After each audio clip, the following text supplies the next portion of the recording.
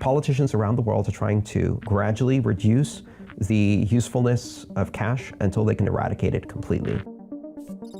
It scares the hell out of governments to have people in control of their own money, at which point you should really ask yourself, what kind of government is that?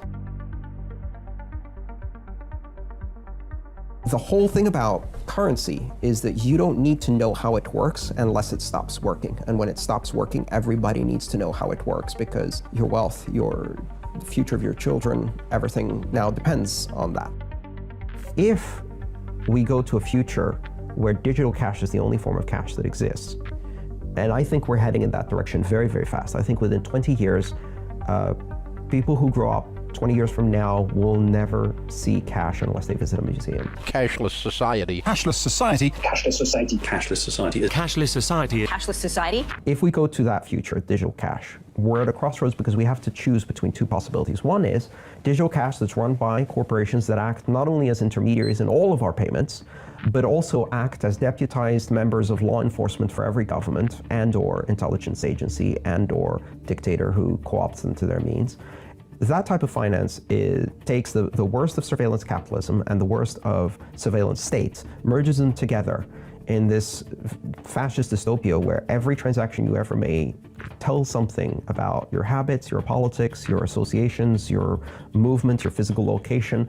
On the one hand, all of this data gets collected and shared among all of the intelligence agencies and corporations, or leaked. And on the other hand, if the people in power choose to, they can decide to debank you overnight. They turn off the switch. Now imagine what happens if your bank account is shut down and cash doesn't exist. Well, you can't eat. You can't buy food. Done. You can't use transportation. You can't rent an apartment. They can literally destroy your life in a second. And if you think this is crazy, this is happening today in China. They have a system called Sesame. It's called a social credit score. And they use your social media postings to give everyone a score as to how well they toe the line of political correctness to the doctrine of the Communist Party. People who have a negative credit score on that system are denied access to public transportation. They're denied access to airlines, they're denied access to trains, they're denied access to jobs in the government, they're denied access to apartments to rent. They're doing that today. Now, today, those people have cash to go back on. What happens when there's no cash?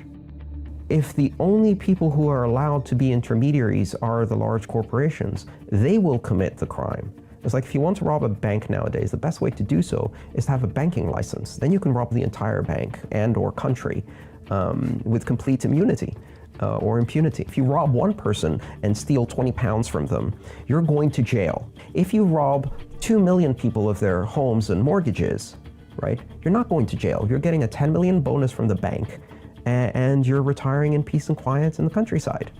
There are two ways to express power in this world, voice and exit. When voice is no longer sufficient, and sometimes even when it is, exit is a more powerful expression. And exit means get your money out of the system, get yourself out of the system, and reduce your exposure to the ridiculous system as much as you can. Bitcoin is a means to switch from expressing power through voice to exit. This is one of the things that can compete with banks. And banks really need competition, right? They're way too comfortable with their power and established systems. As I've said many, many times, the election choices facing Americans were a choice between blue Goldman Sachs and red Goldman Sachs. You can choose the color, but Goldman Sachs is still going to be in charge. And if you think your vote is going to make a difference, you're a fool. But in a broader sense, we live in a world that is very fragmented, where money faces borders, very hard borders, strict lines of demarcation between countries and currencies. And you have these national currencies that are badly managed by governments and banks in countries where there is very little difference between a government, a bank, and an organized crime syndicate. All three are the same. The governments are organized crime syndicates. And so what happens when they have a crisis is they take the entire population hostage with them. They shut down the borders. They create currency controls. You can't withdraw money from the ATMs. You can't exchange money for another currency. You go with the ship and sink down with it. Bitcoin is one of those things that actually offers a safe haven in that particular situation. But it also allows people who have never had a bank account to connect to a global financial system. And Bitcoin bypasses all of that. It gives everybody a currency that is open and global. That creates some very interesting conditions in the world. It allows us to create a kind of unified financial system that exists outside of the mandates of government, that is completely private and is very empowering for individuals. And it scares the hell out of governments and banks. It scares the hell out of governments to have people in control of their own money, at which point you should really ask yourself, what kind of government is that doesn't believe in freedom of association, freedom of expression, freedom of commerce? That's more of an indictment of that kind of government than it is of Bitcoin. If your government is afraid of Bitcoin, you should ask yourself, what kind of government do I have? Creating a currency that does not belong to a nation seems weird at first. But then again, we used to have airlines that only existed for one nation and had the flag on the tail, right? Flag carriers, they called them, and phone companies that were monopolies in one nation and had the flag on them. And now that seems absurd. And I think within 20 years, the idea of national currencies as the only option will seem absurd. So Bitcoin is a currency that exists on the internet, that is created on the internet, that really serves the needs of the internet generation. It does not belong to any government. It's not controlled by any bank. Bitcoin isn't a company or product or a service. It's an internet protocol. It's a method of communication, just like we say the web or email, and that doesn't belong to anyone. It's a shared common public good on the internet.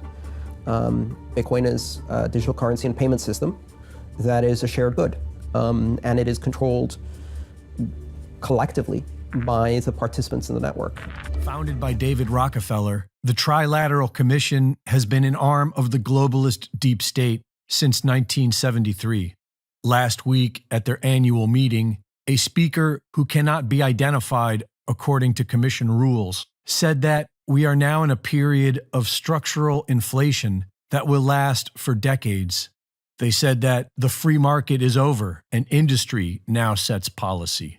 And they said that this year, 2023, is year one of this new global order.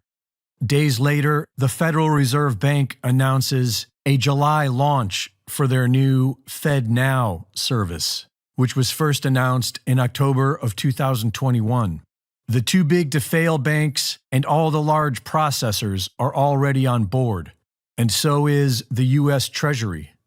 The first week of April, the Federal Reserve begins the FedNow pilot program for early adopters to become certified participants to help the Fed confirm readiness for their July launch.